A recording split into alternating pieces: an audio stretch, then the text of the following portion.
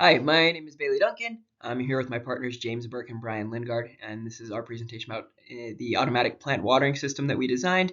Thank you for taking time to learn more about our project. Like I said, we've been working on this for the past month after using principles that we have learned in our process controls and dynamics class here at BYU. Okay, so for our system overview, we had a few different pieces of equipment that we used. We used a capacitive moisture sensor along with a peristaltic pump with an ESP32 as our controller, and we coded in a feedback loop controller. And so as you can see on this wire diagram here, everything is connected to the ESP32, which controls everything, and we utilized an H-bridge in order to convert the energy and combine the signals in order to control our pump. And here you can see a picture of our overall system as it is. You can see our water reservoir and our dried dirt that we were pumping water into with the moisture sensor in the dirt, and the pump running that is connected to our H-bridge.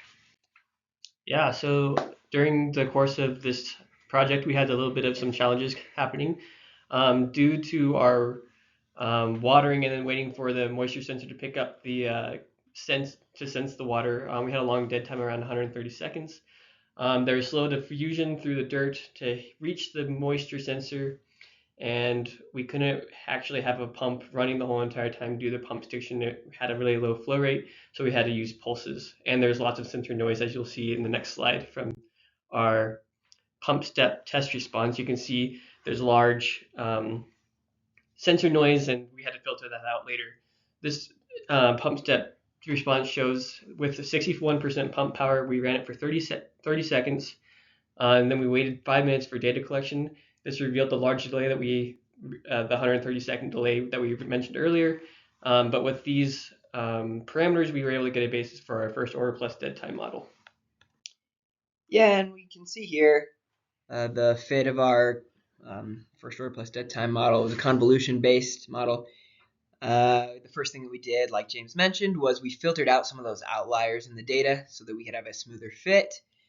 And these are the parameters that we ended up with here. As James mentioned, some of the key factors here are the 131.6 seconds for theta. It was a large dead time, and the 2,000 seconds that it took. If I remember right from our convolution-based model, this actually represents the amount of time that it took for the system to get back to a steady state after there was a response from the actuator.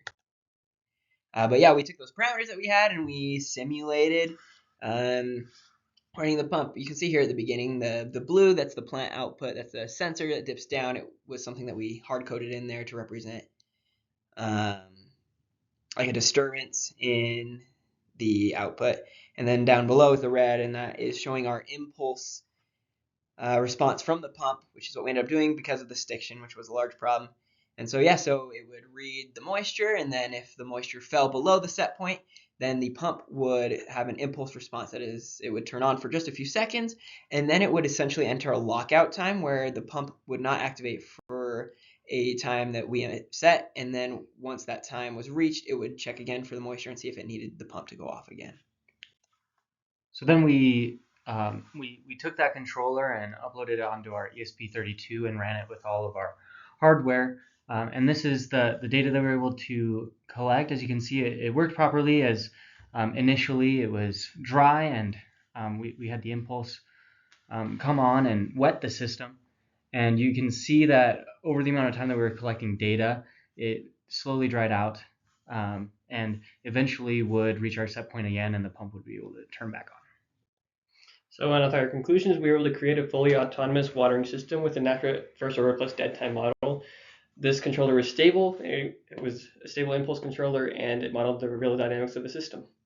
Yeah, so if we were to do this again in the future, we might use more sensors to get a better idea of the moisture of the soil as a whole instead of one central spot. We also might find a pump that would help us avoid our problem with stiction, and we'd explore model predictive control. That is to look in the future and so that we wouldn't have to do hard-coded impulses. Thank you. Thank you.